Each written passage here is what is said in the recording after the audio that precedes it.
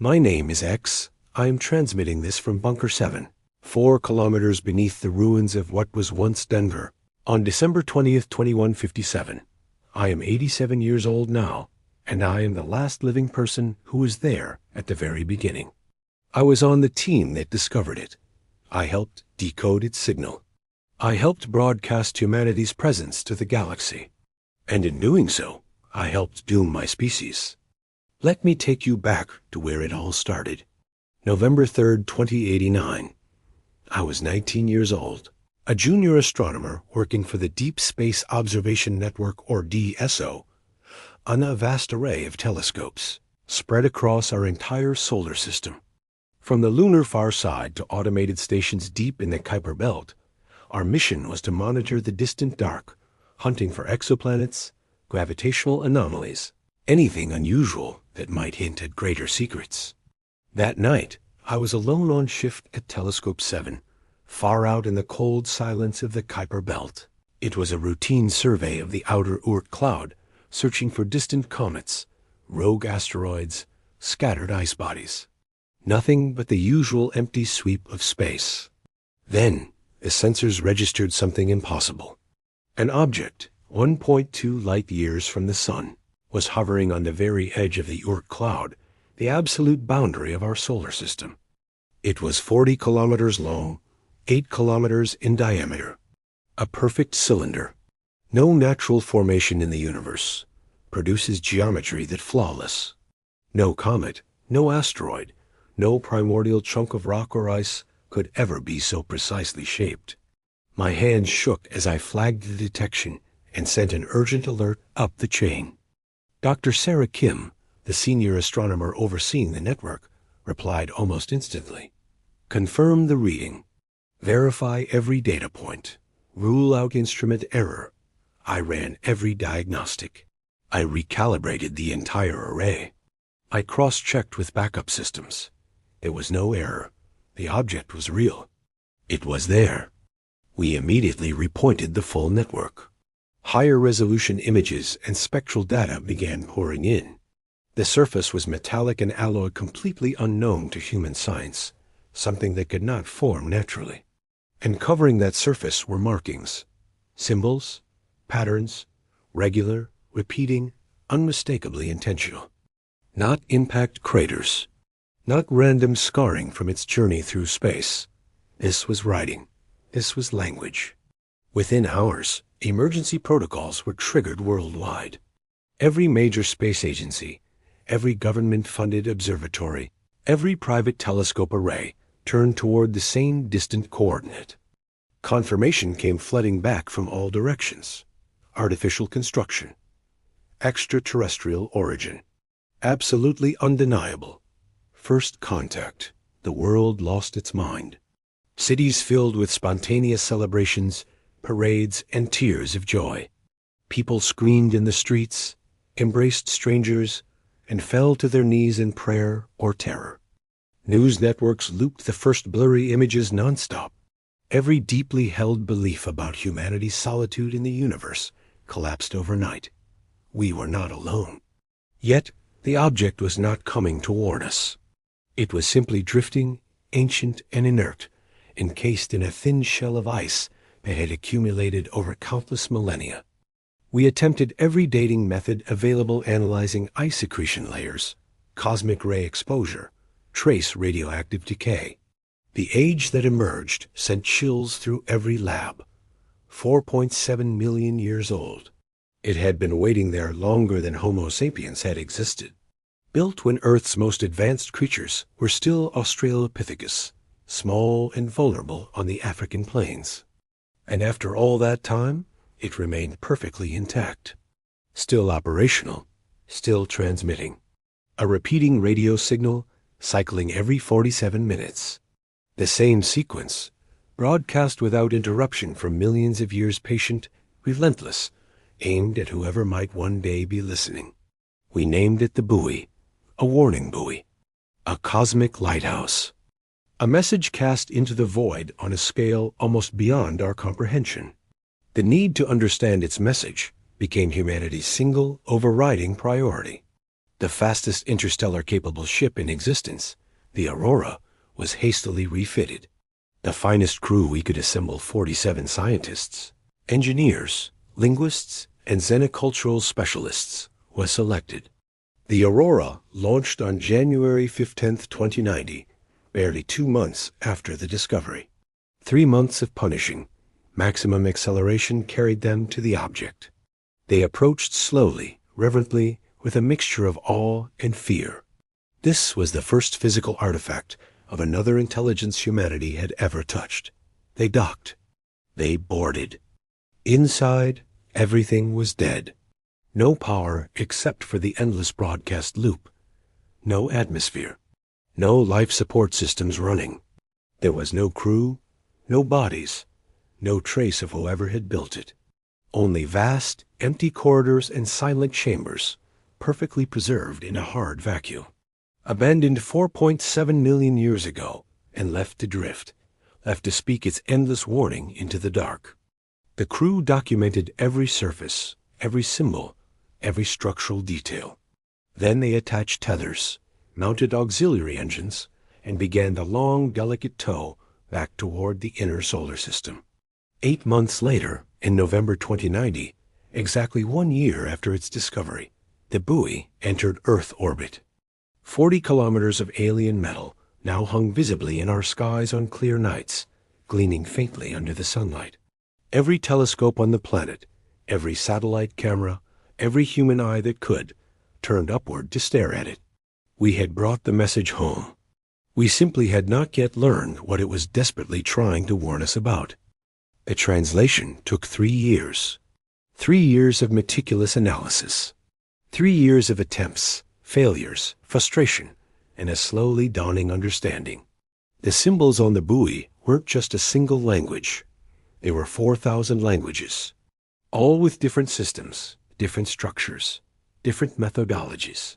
There were mathematical languages, chemical languages, biological languages, visual, audio, even quantum languages. Every possible method of communication you could imagine, repeated, overlapping, and redundant. Whoever built the buoy wanted their message to be understood. They wanted absolute certainty, no room for ambiguity. So, they encoded the exact same message 4,000 different ways, ensuring that someone, anyone, anything would eventually understand. That someone would decode at least one language, comprehend the message, and receive the warning. We started with the mathematical language. It's universal, based on prime numbers, geometric patterns, and mathematical constants like pi, Euler's number, and the golden ratio. These are universal truths, forming a universal language, and we decoded it first. December 2091 was the breakthrough.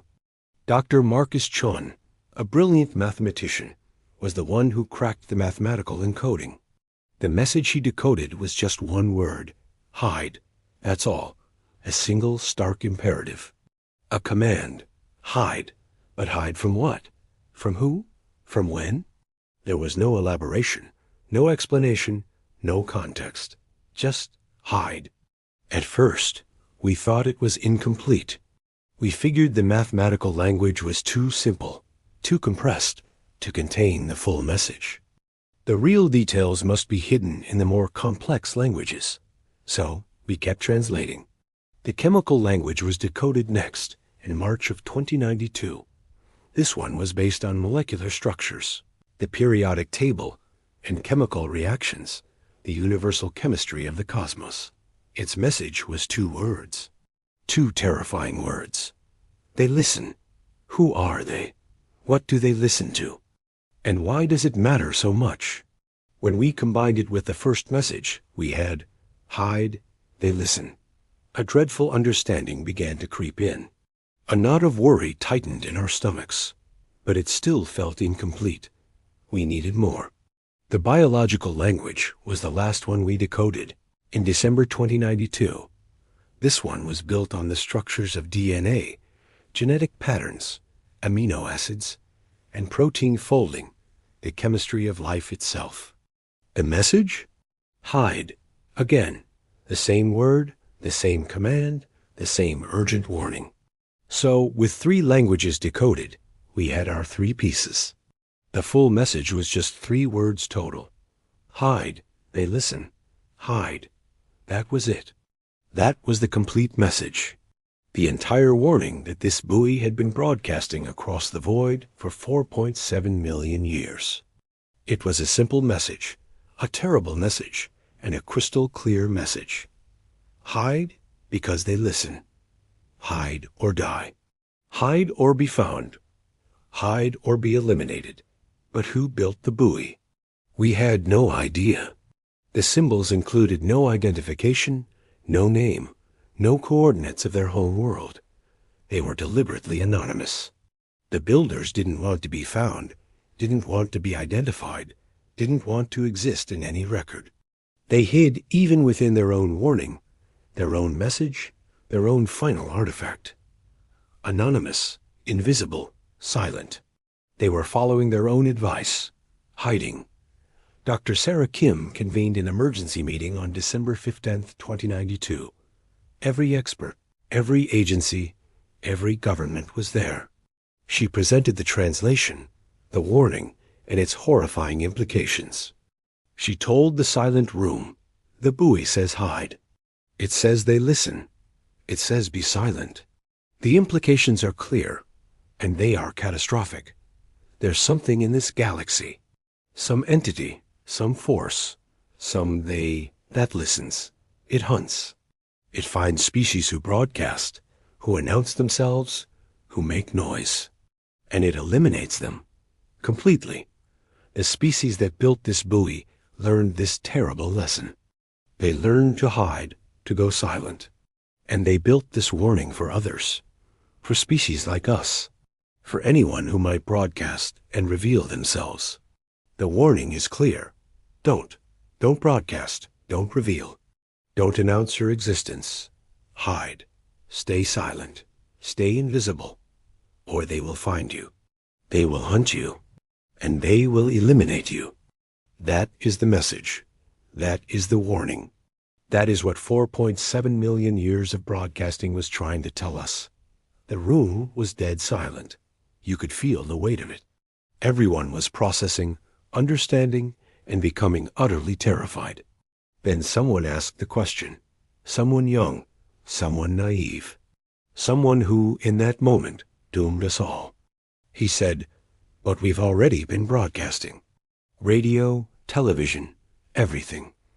For over 100 years, our signals have been traveling outward, an expanding sphere now 100 light years in radius, announcing humanity, announcing Earth, announcing our existence. If they listen, if they hunt, if they're out there, don't they already know about us? Haven't they already found us? Maybe they're already on their way. Maybe we're already doomed. So what's the point of hiding now?" Dr. Kim responded carefully, thoughtfully, and wrongly. "Maybe," she said. "Maybe they detected our early, weak broadcasts. Maybe they're coming. Maybe we are doomed. But maybe not. Maybe 100 years of weak, accidental broadcasts isn't enough.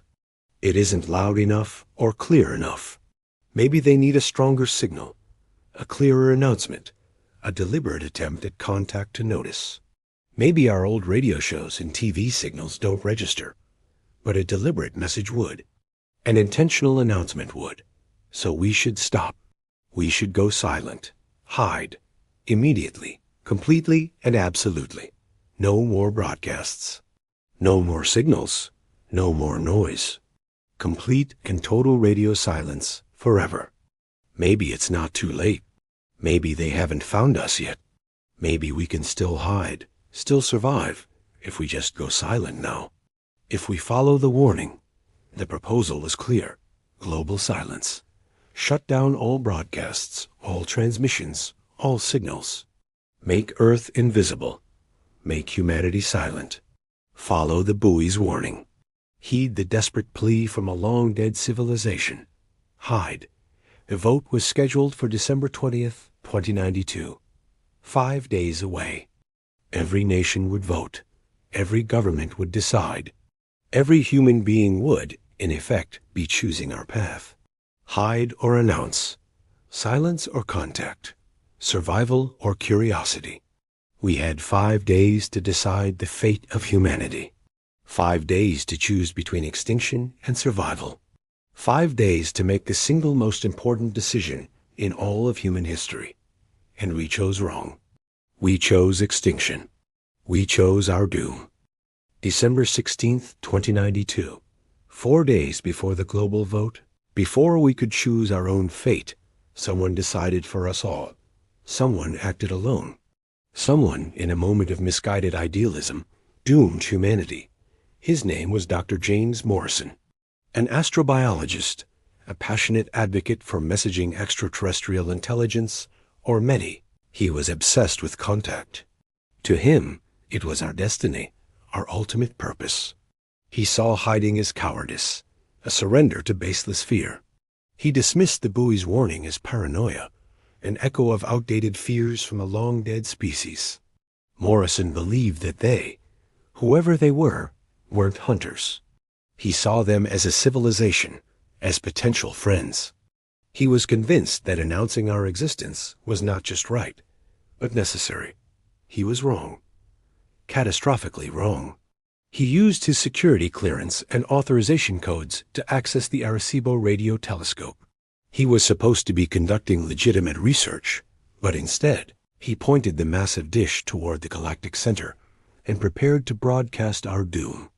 At 3:47 a.m. Greenwich Mean Time, he sent the message. A powerful, focused beam of 20 million watts, carrying everything about us into the void. It contained primers on human language and mathematics, the chemical composition of our planet, the biological blueprint of our life. It had images of us, maps of our solar system, and the exact coordinates of Earth. A complete revelation. A complete death sentence. The message itself was a plea wrapped in hubris. Greetings from humanity, it began. We received your buoy. We understand your warning. We appreciate your concern. But we believe you're wrong. We believe contact is positive. We're here. We're alive. We're intelligent. We're broadcasting our existence. We're revealing our location. Come find us. Come meet us. Come know us. It was an open invitation to a predator we didn't even know existed. The signal was strong. It would reach the galactic center in 26,000 years, but it would cross paths with much closer stars in just a few decades. 10 years. 20, 50. All it had to do was reach the wrong listeners. Discovery came at dawn. The Arecibo staff found Morrison in the control room, the transmission logs confirming the worst. He'd done it. He'd told the entire galaxy where we were. Morrison was arrested immediately, charged with crimes against humanity. He showed no remorse. I did the right thing, he said. Hiding is cowardice. Announcing is courage. History will judge me a hero. When they arrive in friendship, he'll see I was right. He'll thank me. We never thanked him. We watched him die. We watched everyone die. The global response was a maelstrom of panic, terror, and pure rage. Morrison had stolen our choice. Emergency sessions were convened around the world. What could we do? Could we take it back? The proposals were desperate and contradictory. Some argued we should keep broadcasting, claiming Morrison was a rogue agent and that humanity was actually peaceful, begging forgiveness for his transmission. Others said we should double down, amplify the signal, broadcast even louder, show a confidence we didn't feel, and hope our boldness would be respected. Another faction screamed for immediate radio silence. Shut everything down. Make Earth an electromagnetic ghost and pray the signal got lost in the static of space, that they weren't listening or just didn't care. Then there were the survivalists. They said to start digging. Build shielded underground cities. Prepare for an invasion.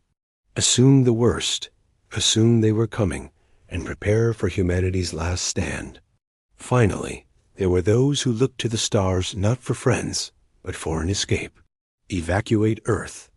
Build colony ships. Scatter our species across the cosmos. ensure that even if Earth fell, some small piece of humanity would survive. Somewhere. The debates raged for weeks, then months, then years. Just like with the buoy, we were paralyzed. We couldn't agree on a single course of action. We argued while doom approached. We debated while they listened. We discussed while they came. Utterly useless. Completely helpless. Already doomed. While humanity debated, a few decided to act. They acted independently, desperately. Their mission was simple, yet terrifying. Find the proof. If some cosmic predator, they truly hunted species that broadcasted their existence, the galaxy shouldn't be silent. It should be a graveyard. There should be evidence of these fallen civilizations, cosmic tombstones marking where life once thrived and then suddenly vanished. We had to find them. We had to confirm Buoy's warning. So the search for extraterrestrial intelligence, SETI, was reborn. It became SEAC, the Search for Extraterrestrial Annihilation Confirmation. A grim new name for a grim new purpose. Forget searching for friends. We were now searching for ghosts. Their goal was to find the graves, to uncover the evidence of elimination, to prove that Buoy was right and that we were, in fact, doomed. They scanned the cosmos for signs of advanced civilizations, for the telltale signatures of technology and intelligence. But they were also looking for the signs of their sudden death. They looked for Dyson spheres, half-built and abandoned, megastructures left incomplete. They listened for radio signals that just stopped. They watched for laser communications that winked out mid-sentence. They searched for atmospheric clues, the chemical traces of industrial societies that vanished without a trace, the markers of nuclear war, engineered plagues, or total environmental collapse. They were looking for the fingerprints of extinction. The first grave was found in May of 2093, just 6 months after the announcement. It was Kepler 442b, an exoplanet about 1,200 light-years away. Back in the 2020s, it had shown all the signs of being a habitable world, a super-Earth with strong biosignatures. There was oxygen in its atmosphere, industrial chemicals, even radio signals. It was clear proof of a technological civilization, but recent observations showed a world in its final throes. The oxygen levels were plummeting, the industrial pollutants were dissipating, and the radio signals, they had stopped. There had been no transmission since 2087, 6 years of absolute, deafening silence.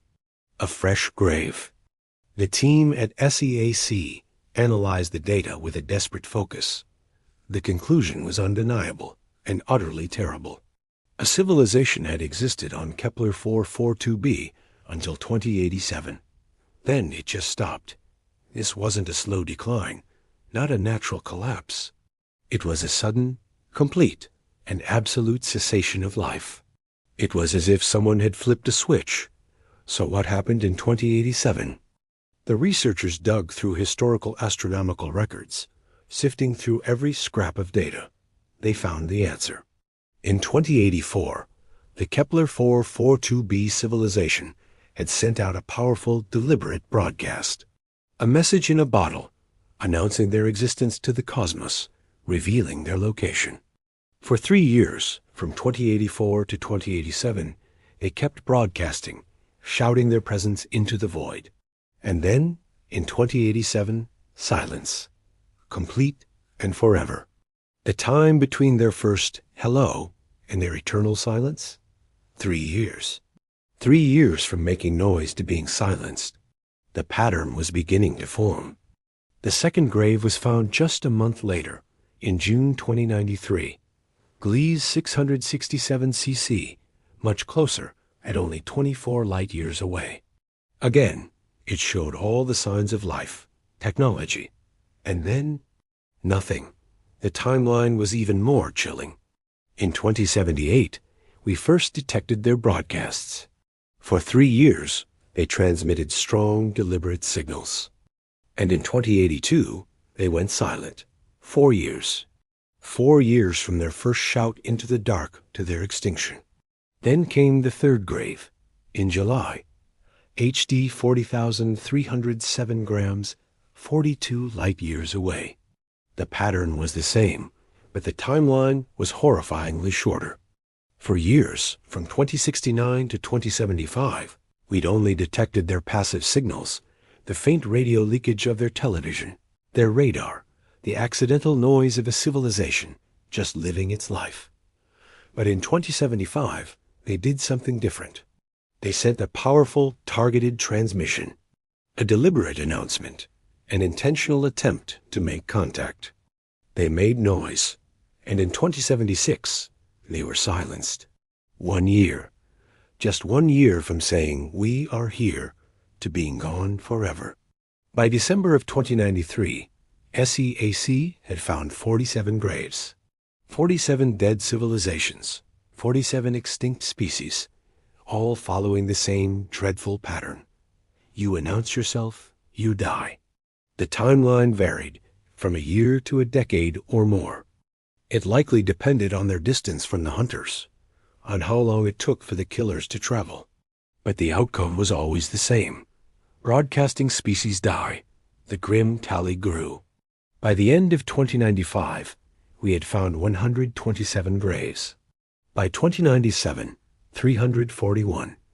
By the turn of the century, in 2100, the number stood at 876. And by 2105, we had confirmed over 1,000 dead civilizations, 1,000 extinct species, all eliminated. And all the graves were recent, within the last 50 years. Each one died suddenly, completely, and only after they had deliberately announced their presence to the cosmos. The pattern was absolute. The evidence was overwhelming. The conclusion was inescapable. Buoy was right. They exist. They listen. They hunt. And they eliminate. Humanity had announced itself. We had broadcast our existence loudly and completely, sending our position, our biology, our culture out into the stars. We had made noise. We had been heard. Now we would die. It wasn't a question of if, but when. When would they arrive? When would our silence begin? All we could do now was calculate, estimate, and wait for the end. Dr. Sarah Kim, she was the one who led the analysis. She did the math, ran the models, and made the terrifying predictions. Her job was to figure out the timeline. When would they arrive? When would the elimination begin? When would humanity die? The variables were overwhelming, and the unknowns were vast. Absolute precision was impossible, but an estimate? That was achievable. An approximation was calculable, and that prediction? It was absolutely terrifying. The first big question was, where are they? We had no clue. They could be anywhere. Close, far, maybe even everywhere at once. The only clues we had were in the data from those 1,000 dead civilizations, the graves.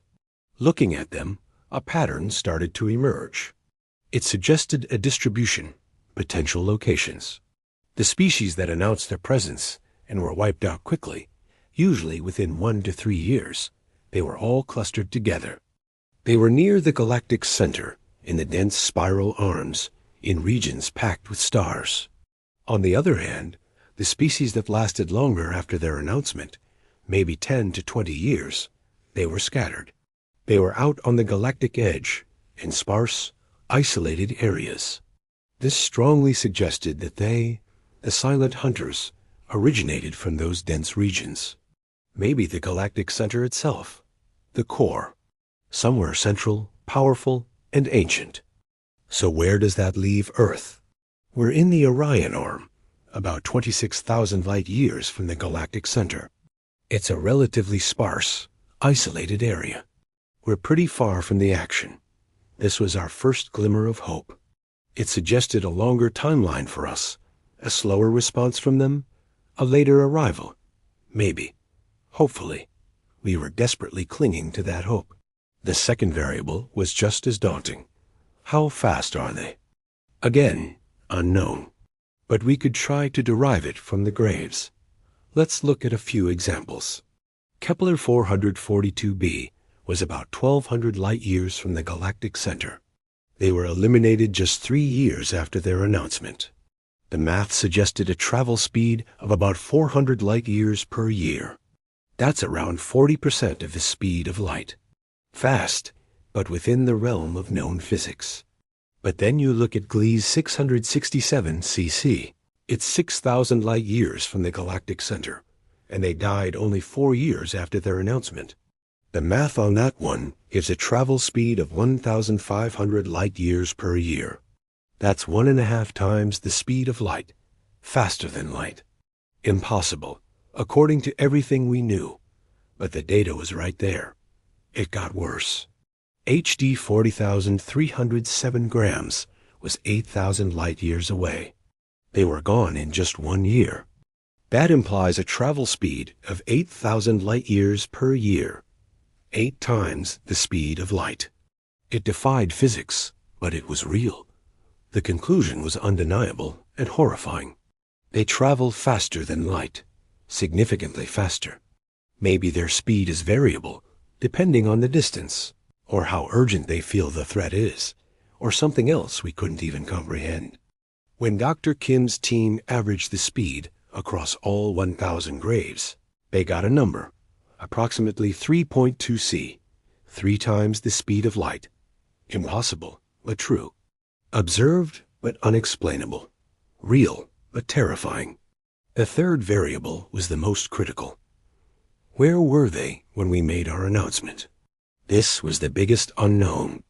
If they were close, say, within 50 light-years, they could get here soon. Within years. A decade, maybe. Within our lifetime. But if they were far away, beyond 1,000 light-years, their arrival would be a problem for future generations. Centuries from now, Dr. Morrison's broadcast, Our Big Hello Universe, traveled out from Earth at the speed of light. It was an expanding sphere of information, its radius growing by 1 light-year every single year. The announcement was sent in 2092. By 2157, the time of this analysis, that sphere was 65 light-years across. Our voice had reached thousands of stars, and potentially it had reached them. If they were anywhere inside that 65 light-year bubble, if they were monitoring, if they were listening, then they already knew about us. They knew about Earth. They knew we made a sound, and they were coming. That was a certainty. It was inevitable. So let's do the final calculation. The worst-case, most likely scenario. Let's assume they were right at the edge of that announcement sphere when they heard us 65 light-years away. If they travel at their average speed of 3.2 times the speed of light, it would take them about 20 years to get here. Add that to the 65 years it took our message to reach them in the first place, and you get a total time of 85 years from announcement to arrival. The announcement was made on December 16, 2092. Add 85 years, and you land on the year 2177, 20 years from now. If they were closer, maybe 30 light-years away, they could be here in 9 years. The year 2166. If they were much farther, we might have decades. Maybe not seeing an arrival until after 2200. But the patterns in the grave data suggested the most likely scenario was that they were already close. They detected Morrison's transmission years ago. They were already on their way.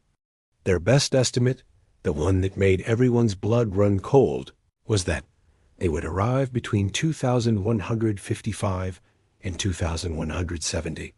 The final horrifying prediction, the date circled in red on every screen?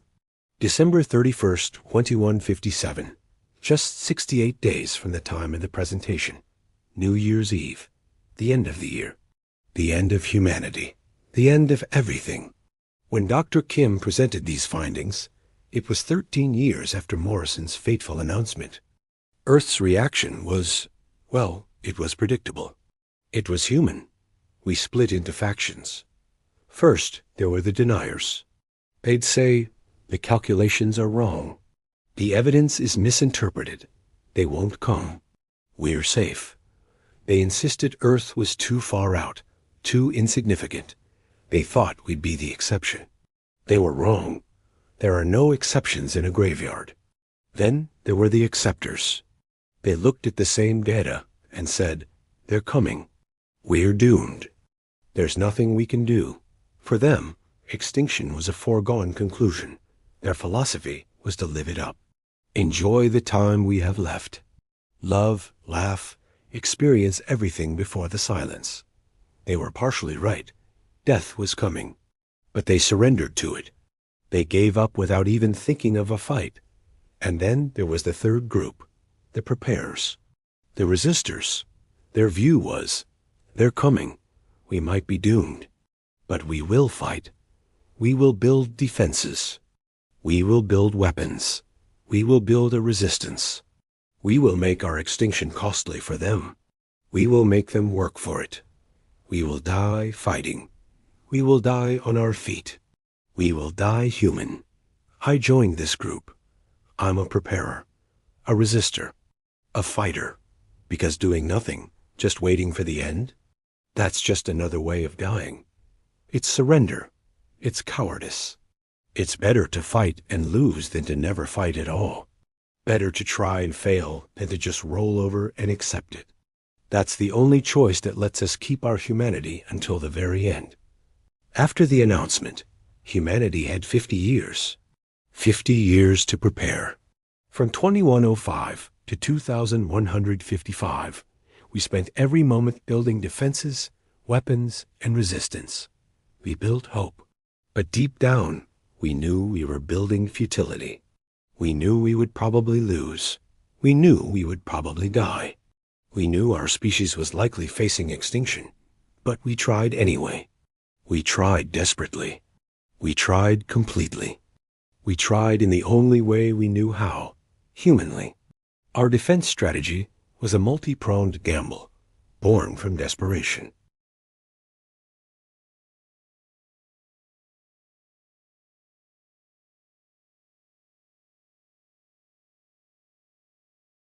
All broadcasts, all transmissions, all signals stopped.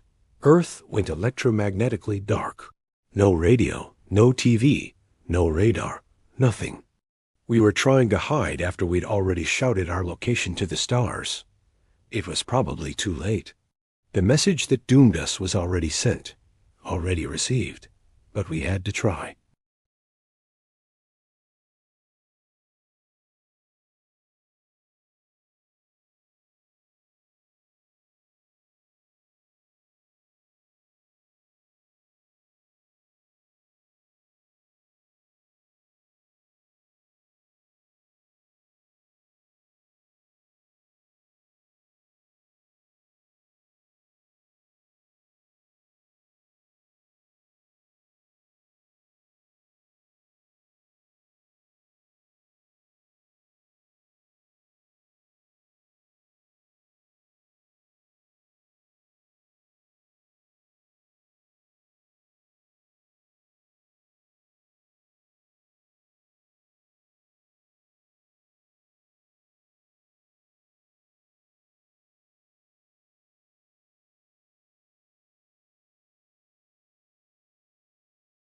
Could our weapons stop them? Almost certainly not. But we built them anyway. The third component was to scatter. Don't make extinction easy. We needed to distribute humanity across the solar system, so destroying Earth wouldn't mean the end of our species. The colonies on Mars expanded to 120 million people. We built cities on the Moon for 30 million, and orbital habitats for another 80 million. Colonies were established in the asteroid belt, on Europa, on Titan. By 2155, our off-world population was 277 million. It was only 3% of humanity, with 97% still on Earth, still a single vulnerable target. But that 3% was our insurance policy. Scattered, hidden across the solar system. Maybe they wouldn't find every colony. Maybe some would survive. Maybe our species would persist in fragments as scattered survivors. Maybe. The fourth component was to document. We had to preserve our knowledge, our culture, our memory. If humanity was extinguished, something had to remain to prove we existed. We built thousands of time capsules, burying them on Earth, hiding them across the solar system, and launching them into the void between stars. They contained everything, all our science, art, music, literature, and history. The memory of humanity, encoded in durable materials designed to last for millions of years. A message to the future, to anyone, someday, somehow. Remember us. We were here. We mattered. Even if we lost, even if we went extinct, we were real. The fifth and final component was to evacuate. We built 12 generation ships between 2125 and 2150. Massive vessels, each carrying 500,000 people, a total of 6 million evacuees. A tiny fraction of humanity, just 0.06%, but they were our last, best hope. Their destinations were far, far away. The Andromeda Galaxy, the Magellanic Clouds, the empty space between galaxies. Anywhere they weren't. The journey would take millions of years, traveling at 1/10 of the speed of light. They traveled in silence, their ships like ghosts, carrying the seed of humanity.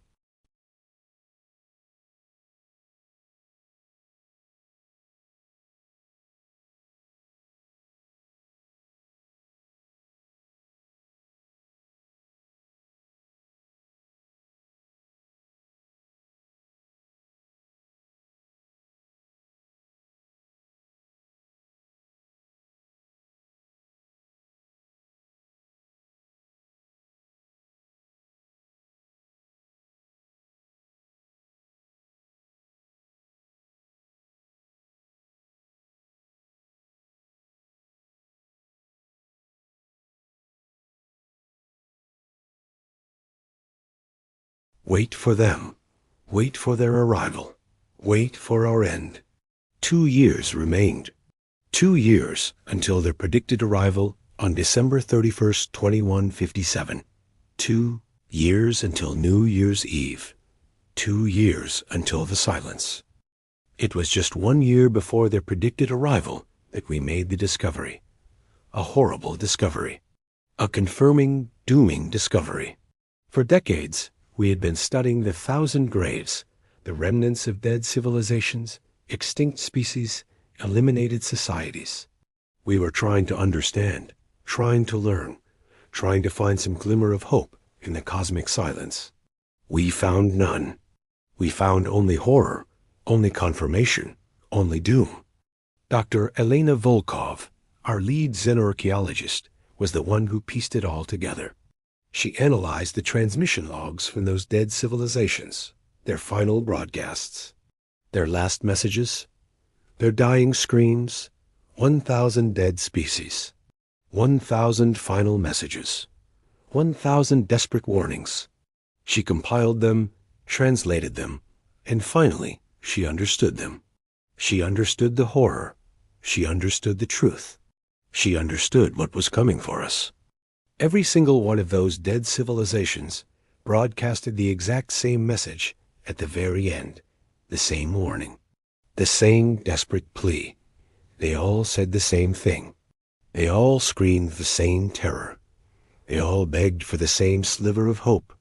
The messages varied in language, in structure, in the technology used, but the core content was identical. It was universal. It was horrifying. Here is the composite translation. They're here. They've arrived. They're not ships. They're not biological. They're not technological. They're something else. Something impossible.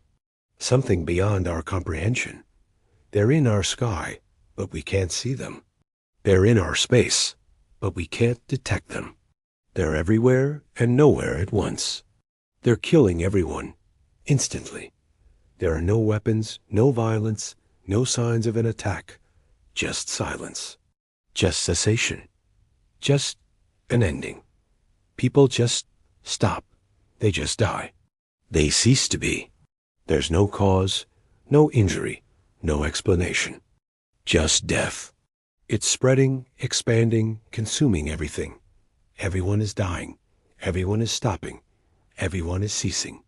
We can't fight them. We can't resist. We can't defend ourselves. They're not physical. You can't shoot them. You can't bomb them. You can't kill what you can't touch. They are something else, something we don't understand, something beyond our comprehension. We're dying. All of us. Everyone. Everything. Our species is ending. Our civilization is ceasing. Our existence is being terminated. If anyone hears this message, if anyone receives this, if anyone else still exists out there, hide. Do not announce your presence. Do not broadcast. Do not reveal yourselves. Hide. Stay silent. Stay invisible. Stay hidden. They listen. They find. They eliminate everyone who makes noise, everyone who reveals themselves, everyone who announces their existence. Hide, hide. We're dying now. We're ending now. We are being silenced now. Goodbye, goodbye. And then the transmission ends, every single time, for every civilization, for every species. The same message, the same warning, the same abrupt ending. 1,000 civilizations, 1,000 final warnings, 1,000 desperate pleas, all screaming the same thing. Hide. Don't make a sound, or they will come. They will eliminate you, and you will die. Just like us. Just like everyone. Dr. Volkov presented her findings in March of 2156. It was a global broadcast, an emergency announcement. Everyone needed to know. Everyone needed to understand. Everyone needed to prepare. She stood before the world and said, "They are not a conventional threat. This is not a military force, not a technological weapon, not a biological plague. They are something else, something beyond our reality. The dead civilizations couldn't fight them. They couldn't resist them. They couldn't even see them. They just died. Everyone. Instantly. No defense worked. No weapon helped. No resistance mattered. They just ceased to be. Silenced. We don't know what they are. We don't know how they kill. We don't know how to fight them. We don't know how to survive them. All we know is that they eliminate any species that broadcasts its existence into the cosmos. Completely. Absolutely. Inevitably. And they're coming here. They're coming for us. They're coming for humanity. The predicted arrival is December 31st, 2157. That is 21 months away. 21 months until they arrive. 21 months until we die. 21 months until humanity goes extinct. Unless we can figure something out. Unless we can understand them. Unless we can find a way to survive. We have 21 months to find an answer. 21 months to find hope. 21 months to find a miracle. The response was predictable. It was human. It was divided. Mass suicides began almost immediately. Millions decided they weren't waiting. They weren't going to suffer the terror of their arrival. Better to die now, on their own terms, as a human choice, than to wait for them, for elimination, for the great silencing. 40 million were dead in the first month. By the end of the year, that number was 120 million. More than 1% of humanity self-eliminated, choosing a definite end over an indefinite terror, choosing nothing over them. Others fled. They went to bunkers, built new underground cities, retreated into deep earth shelters. They were hiding physically, hoping that sheer distance, that tons of rock and soil, might protect them. 400 million people moved underground between 2156 and 2157, building what were essentially refuges, or perhaps tombs, built on the desperate hope that they couldn't reach that deep. That hiding might actually work. It probably wouldn't. The dead civilizations had tried hiding. They tried sheltering. They tried burrowing into their own worlds. And they all died anyway. They all ceased. They were all silenced. But we had to try. We tried desperately. We tried hopelessly. We tried because we are human. And then there were the others, the ones who partied, the ones who celebrated, the ones who decided to truly live. We have 21 months, they said. Let's live them fully. Let's love completely. Let's experience everything. Try everything. Do everything. Before the ending. Before the silencing. Before extinction. Live. Live. There were constant celebrations. A frenzy of new experiences. All fueled by a desperate need to matter. To mean something. To exist significantly before not existing at all. Before ceasing completely. Before being silenced forever. And finally, there were people like me. The researchers. We worked desperately, trying to understand, trying to comprehend, trying to find an answer. What are they? How do they kill? How do we survive? Is survival even possible? Billions of dollars were poured into the effort. Thousands of the world's best minds worked day and night in a desperate attempt to find a solution. We found no answers. We achieved no new understanding. We discovered no hope. They remained a mystery. They remained impossible. They remained incomprehensible. And they remained inevitable. I joined the researchers. I joined the desperate attempts, the hopeless search. Because doing nothing felt like surrendering. It felt like acceptance. It felt like cowardice. It was better to try and fail than to never try at all. Better to search for an answer and find nothing than to simply accept our ignorance. Better to fight and lose than to surrender without ever throwing a punch. So I researched. I studied the dead civilizations. I pored over those final messages, studied the patterns of elimination, looking for any clue, any anomaly, anything that might give us a chance. I was trying to understand, trying to find something, trying to find hope. I found nothing. I found only confirmation. I found only doom. They were coming. They would eliminate us. And we would die. Completely. Absolutely. Inevitably. December 2156. Exactly 1 year until the predicted arrival. And then we received a message. A new message. A different message. A warning message. It came from the buoy. The same buoy that had been completely silent since we retrieved it, since we brought it to Earth 64 years ago. After we decoded its original message, its broadcast system shut down, its power seemingly depleted. Its purpose was fulfilled. It had been silent for over 6 decades, until now, 1 year before they were set to arrive. The buoy activated, suddenly, impossibly.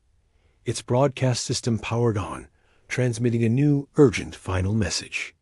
A message meant for us, for a doomed species that didn't know how to hide, for the civilization that screamed its existence into the void.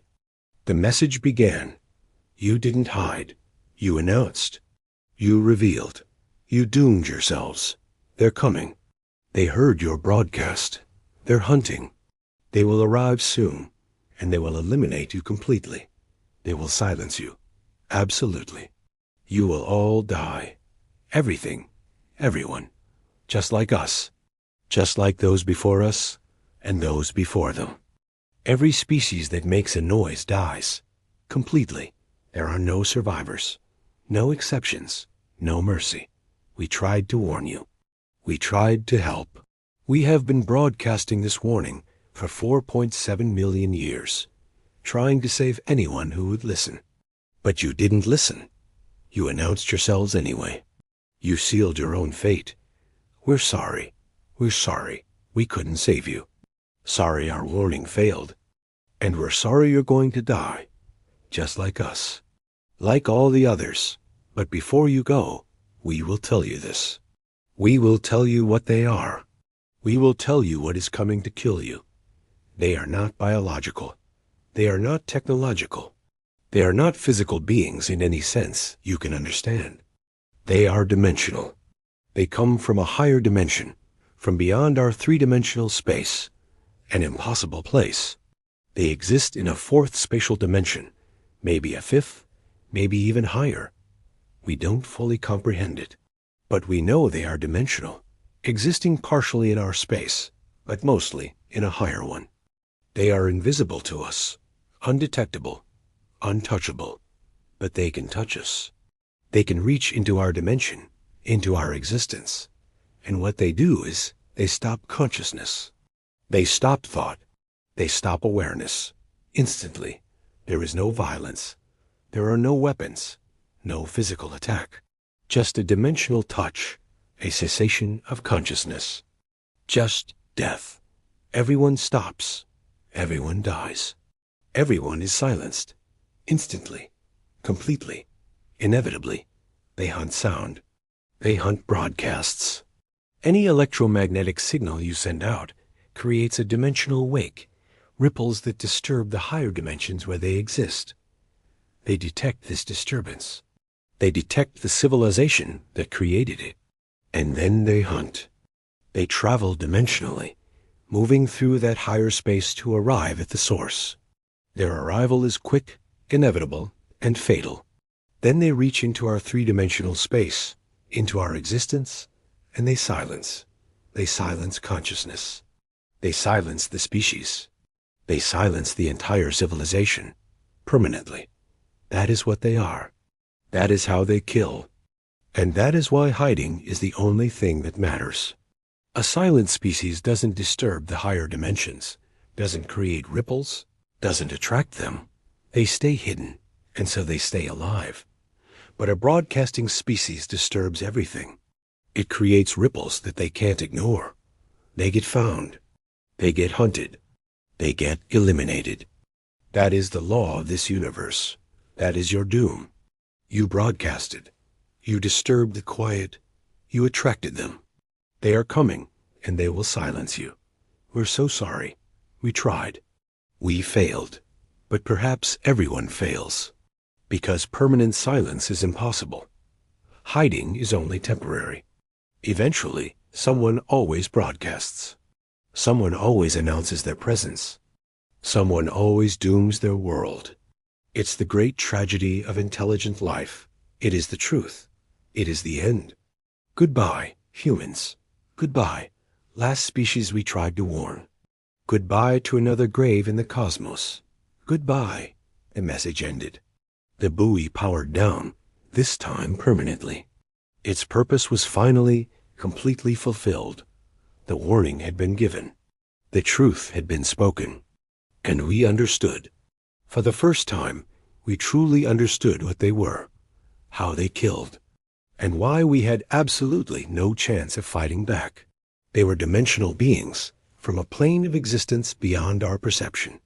They killed by simply reaching into our dimension and turning off our consciousness. It was unstoppable. It was inevitable. The implications were devastatingly, crushingly final. We couldn't fight them. We couldn't resist them. We couldn't defend ourselves. Our most advanced weapons, our technology, our very existence was confined to 3 dimensions. All of it was useless against a 4-dimensional predator. All our preparations, all our global defenses, the massive fleet, the underground shelters, all of it was a futile, desperate waste of time. They could reach through dimensions. They could reach into the deepest bunkers, the most remote off-world colonies. They could reach everywhere and everyone, and they would silence us. They would silence our consciousness, our existence, our entire species. Instantly, completely. There was no escape, no defense, no hope for survival. Just doom. Just extinction. Just the end. Humanity had 1 year left. 1 year until December 31st, 2157. 1 year until they arrived. 1 year until we all died. 1 year until our species became extinct. 1 year until the great silence fell upon Earth. Forever. December 2156 to December 2157. Humanity's final year. The last 12 months. The last 365 days. The last moments of our species. The last breath of our civilization. The last thoughts of humanity. How did we spend it? How did a doomed species continue to exist? How did a condemned civilization persist? The answer is varied. Everyone spent it differently. Everyone desperately. Everyone humanly. Some of us simply accepted it.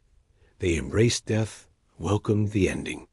They stopped fighting, stopped preparing, stopped pretending. They just existed. They just lived.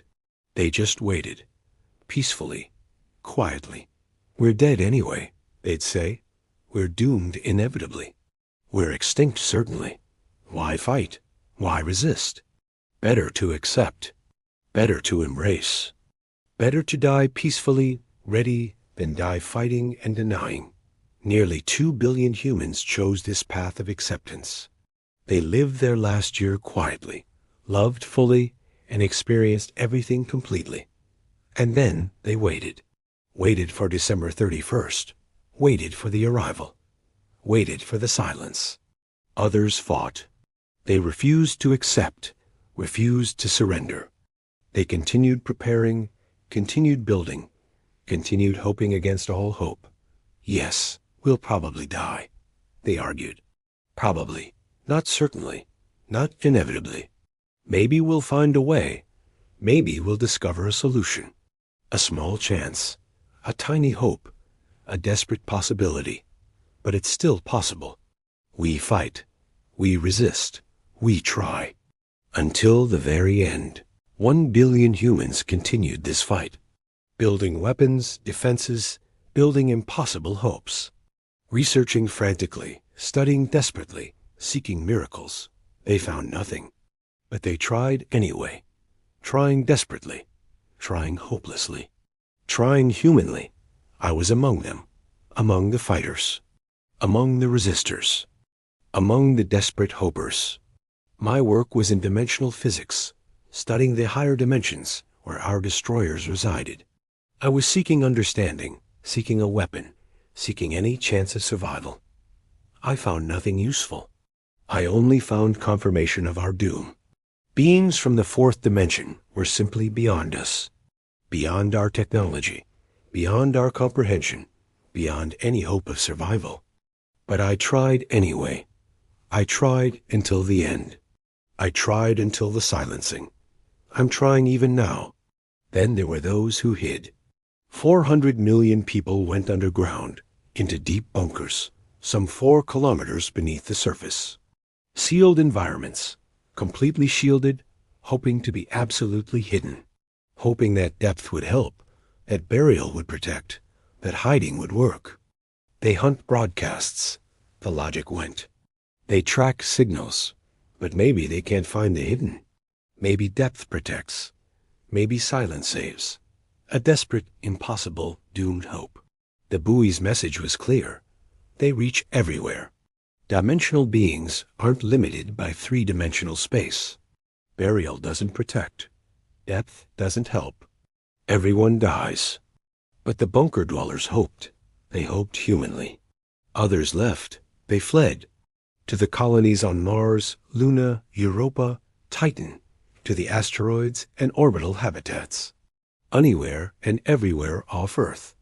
277 million souls scattered across the solar system, hoping that distance would help, that separation would protect, that scattering would save the human race.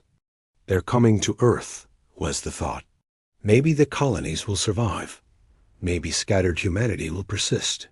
Maybe 3% continues, and our species survives in fragments, in remnants. Another desperate hope. The records of other dead civilizations showed they had colonies too. They had scattered populations, and they all went silent.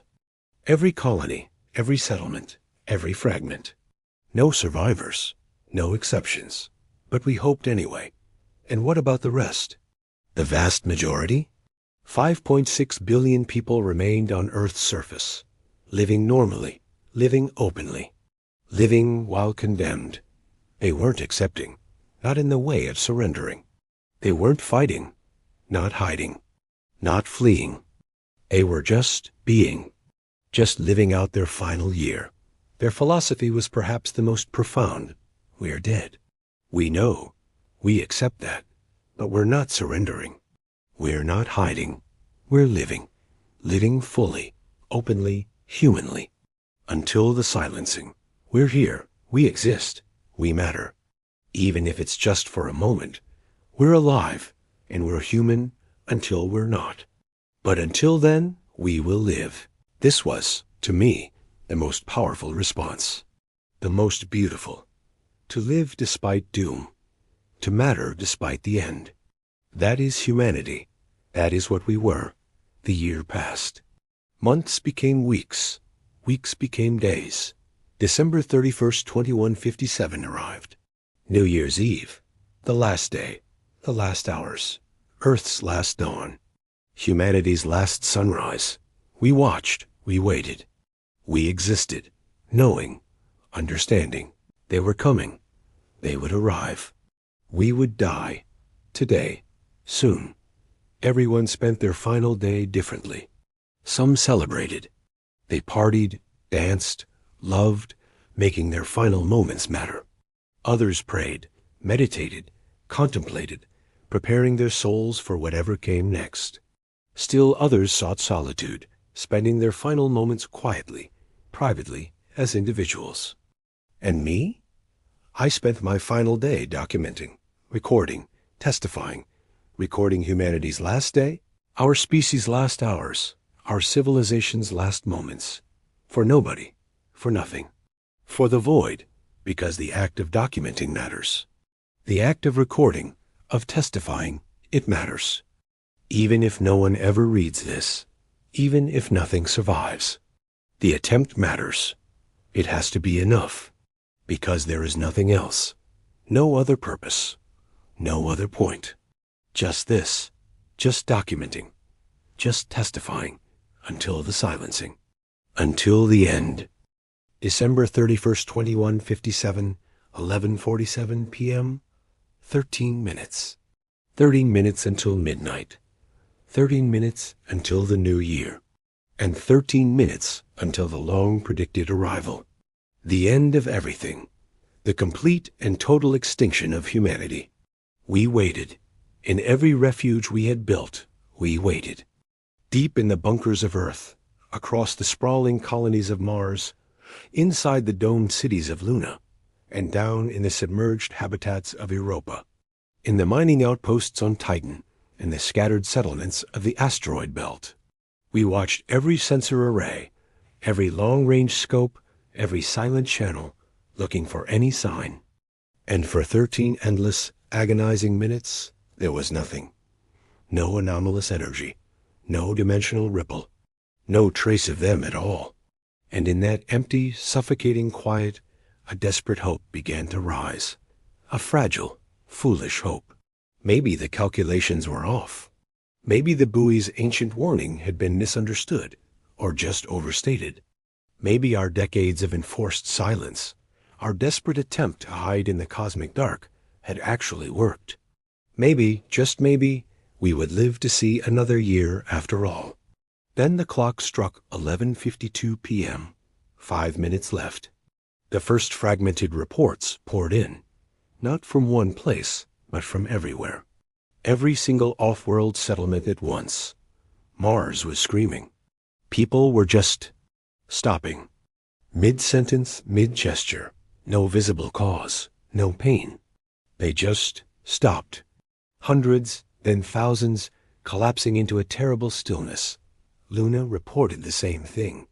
Europa's underwater bases went dark. Titan's methane domes fell silent. The asteroid miners, scattered across millions of kilometers, just ceased. We heard panicked voices crying, "They're here.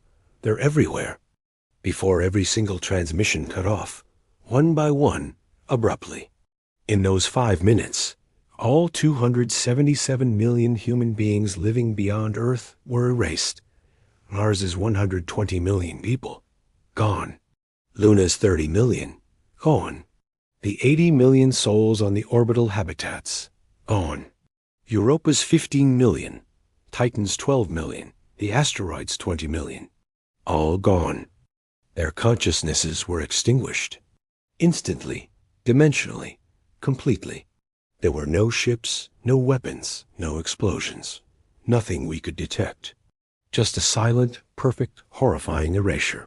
The time was 11:57 p.m. 3 minutes left. The reports shifted. The panic reached Earth. It came from the underground networks, from the deepest bunkers, and military refuges and civilian shelters we had buried kilometers beneath rock and steel. We heard voices whispering in sheer terror that something was inside with them. There was no breach, no enemy visible. Yet people were stopping all around them. Entire sections of these impenetrable fortresses were going silent. We can't fight what we can't see. Everyone is dying. Was the last thing we heard before those channels, too, went dead forever. In those 3 minutes, 400 million humans who had trusted in depth and distance and concrete to protect them were silenced. Hiding offered no safety. Being buried meant nothing. The dimensional reach passed through matter itself and simply switched off every sheltered mind. 11:59 p.m. 1 minute left. The surface networks lit up. A final, chaotic storm of overlapping messages from every remaining city, every outpost, every isolated holdout across the planet. Billions of people were freezing. Mid-action, mid-thought, mid-breath. They just ceased. No struggle, no sound, no violence, no drama. Just a universal, instantaneous stoppage. I was in Bunker 7, 4 kilometers beneath the ruins of what was once Denver. I was surrounded by 40,000 others who had believed this depth would be our salvation. I watched it happen in real time. One moment, a technician was typing at her console. The next, her hands rested forever on the keys. One moment, a child was laughing nearby. The next, absolute silence. One moment, a soldier stood alert, rifle ready. The next, just an empty shell. It came in waves, rolling through the bunker, one person after another, then dozens and hundreds. All 40,000 bodies remained in their places, but the light behind every single eye was gone. And then I felt it. It reached for me. It wasn't a physical pressure. It was deeper. Something brushing against the very edges of my consciousness. I could feel dimensional fingers closing around the core of my awareness, trying to turn me off like a simple switch. Midnight struck. December 31st rolled into January 1st. The year 2157 became 2158. The new year arrived without a single human left to greet it. And in that one instant, 8.6 billion lives on Earth ended simultaneously. Every surface dweller, every sheltered soul. All of our existence nullified in perfect, terrible synchrony. But I lingered.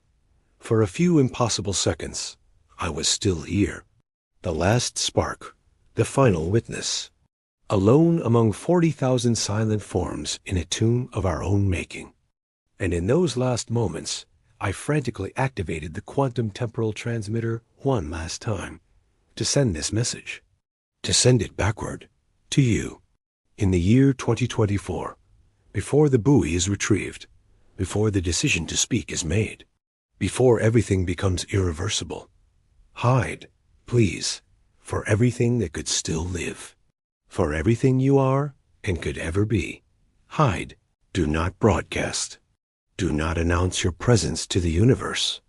Do not answer any signal, no matter how intriguing it seems. Do not make deliberate noise. Stay silent. Stay invisible. Stay alive. Forever. They listen across dimensions. They find every mind that reveals itself. They eliminate without trace or mercy. We spoke once. We sent a single message out of curiosity, and we paid for it with every life we had. All 8.6 billion of us are gone in minutes because we refused the warning, because we chose curiosity over survival.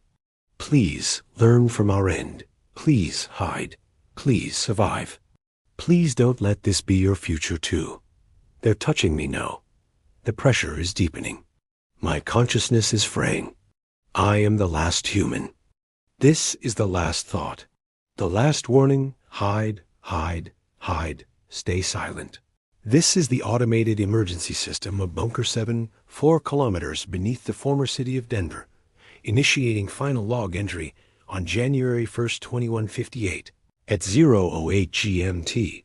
All human life signs have ceased.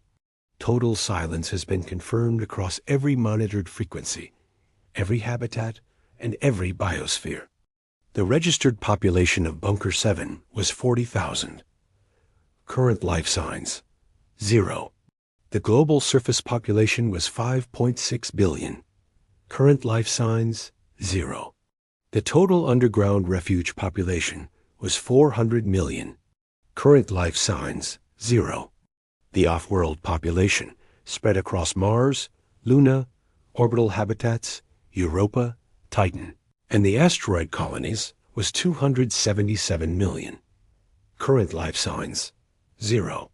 The total human population at the onset of the event was 8.6 billion. Total survivors: 0. Extinction is complete. Here is the timeline of the event. At 23:52 GMT, the first cessation reports arrived from the off-world colonies. 277 million lives ended within a span of 5 minutes. At 23:57 GMT, the underground facilities, including this one, reported identical cessation. 400 million lives ended within 3 minutes. At 23:59 GMT, surface cessation commenced across all continents and remaining outposts. By 0:00 GMT, final global cessation was confirmed. The remaining 5.6 billion lives ended simultaneously. The total duration from the first detected event to complete extinction was 8 minutes. The cause of cessation has been confirmed as higher dimensional interference. Energy signatures consistent with fourth spatial dimension disturbances were detected across all our monitoring stations. There was no physical trauma, no biological failure, no detectable injury observed in any subject. Consciousness was simply terminated. Existence simply stopped. All infrastructure remains intact. The atmospheric composition is normal. Environmental systems are stable. Power grids are operational. The cities, the habitats, and the colonies stand structurally sound. All our technology continues to function perfectly. The lights remain on. The climate systems run. Automated networks continue their cycle, yet no one operates them. No one lives to use them. Earth is now a tomb world. The solar system is a graveyard. 8.6 billion bodies remain exactly where they fell fresh, undecayed, frozen in their final, ordinary moments. At dinner tables, in their beds, walking down streets. Humanity has joined the 1,000 previous civilizations whose warning buoys drift along the galactic rim. We are the 1,001st grave. This automated system is now executing its final protocol. It is compiling all remaining data logs, environmental readings, and this testimony. It will then transmit the complete archive backward through time via the quantum temporal channel. This is the same desperate mechanism used by the earlier warnings that we, in our arrogance, ignored. This transmission is directed to the year 2024, to the humanity that still exists before the buoy is retrieved, before the decision is made, before the announcement is sent. You have been given the full record of what follows if you choose to speak. Hide. Do not broadcast. Do not announce your presence to the cosmos. Do not transmit deliberate signals into the void. Do not reveal that intelligent life exists here. Remain silent. Remain invisible. Remain alive. They listen across dimensions. They find every mind that makes itself known.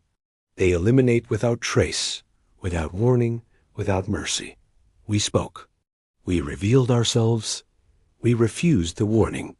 And now we are nothing. Please learn from the 1,001st silence. Choose differently. Stay hidden. Survive. Transmission complete. Power reserves are depleting.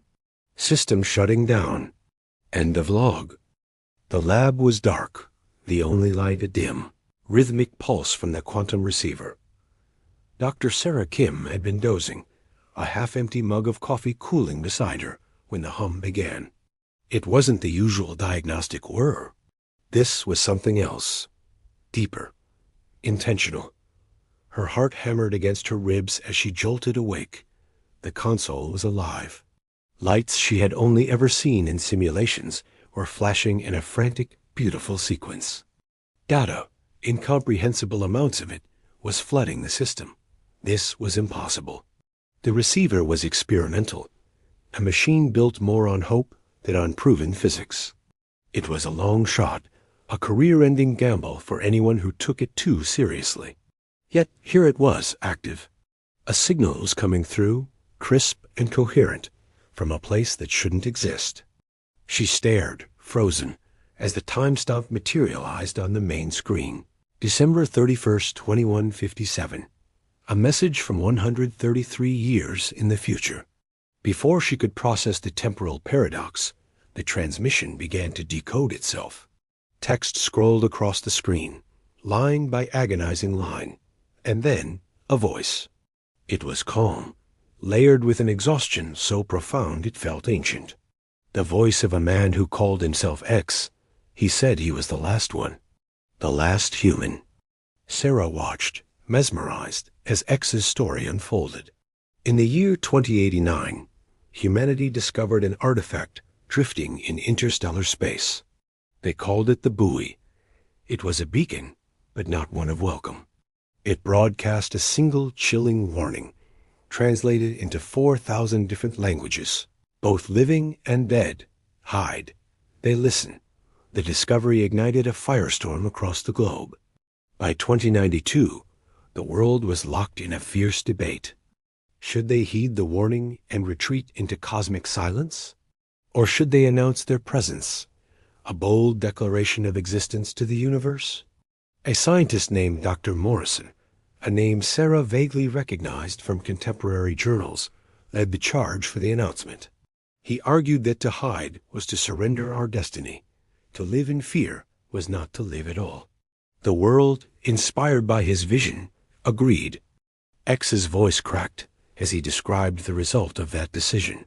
The announcement was sent a powerful, deliberate broadcast designed to cross the final cosmic threshold, to be heard by anyone or anything that was listening. And then, nothing. For decades, humanity waited. They colonized Mars, built outposts in the asteroid belt, and pushed ever outward, emboldened by the universe's apparent indifference. They forgot the buoy. They forgot the warning. They even cataloged the graves of other civilizations they found scattered along the galactic rim, 1,001 of them, all silent, all long dead. They never made the connection. Until December 31st, 2157. On the last day of the year, they arrived. X didn't describe them. There was no battle, no invasion, no spectacle of destruction. There was only a touch, a dimensional caress that washed over the solar system in an instant. It stopped every mind at once. The colonies on Mars, the deep space miners, the bunkers deep within the Earth, the sprawling cities on the surface, 8.6 billion lives, extinguished in perfect silent synchrony. A switch being flipped. Everyone was gone. Everyone except X. He never explained why he was spared for those few final seconds, just long enough to activate a desperate, unproven piece of technology and send one final, desperate message backward through time. As his voice faded, the last lines of text burned themselves onto the screen, repeating until the signal itself disintegrated into static. Hide. Do not broadcast. Do not announce. Stay silent. Survive. The transmission ended. The receiver powered down with a final mournful click. The lab was quiet again, the silence deeper and more terrifying than before. Sarah sat motionless, her breath caught in her throat. She stared at the frozen frame on the screen, X's final plea glowing softly in the darkness. She ran the diagnostics. The quantum signature was perfect. The temporal displacement calculations were exactly as their theories predicted. Every metric, Every scrap of data confirmed the impossible. The message was real. The future it described was not a possibility. It was a recorded event. It had happened. Humanity would find the buoy. They would debate its meaning. And in 2092, they would follow Dr. Morrison's lead and broadcast their own death sentence. On the stroke of midnight, 2157, they would cease to exist, unless something changed. The message wasn't just a history lesson. It was a warning. It was a chance. X had used his last moments of existence to throw a lifeline back into the past. One chance to rewrite the ending. Dr. Morrison. The name clicked into place. In her time, 2024, he was just a promising postdoctoral researcher at a rival university.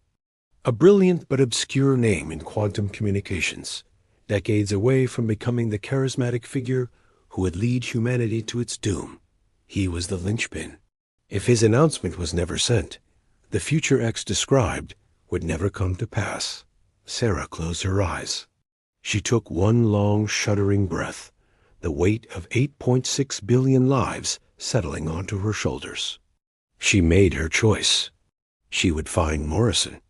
She would get close to him. She would watch him, study him. If she could, she would steer his research in other directions. If that failed, she would delay his progress.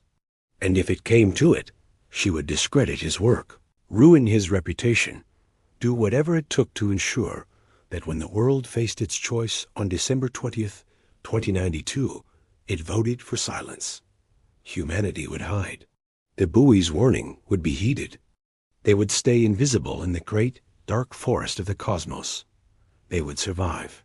Tears she hadn't realized were falling tracked cold paths down her cheeks. Sarah stood up, her movements deliberate and sure. She walked to the central server rack and began the painstaking process of deleting every byte, every log, every trace of the transmission. No one else could know. The knowledge was too dangerous. The temptation to prove it, to publish, to become famous, it was a temptation humanity had already failed once. She couldn't risk it happening again. She alone would carry this burden. She alone would bear the weight of the future. She alone would change it. Outside the reinforced window, the stars hung cold and silent in the blackness, utterly unaware of the cosmic drama that had just unfolded. Unaware that a tiny species on a forgotten arm of the galaxy had just been handed a script for its own final act, and had, through one woman in a quiet lab, chosen to tear it up.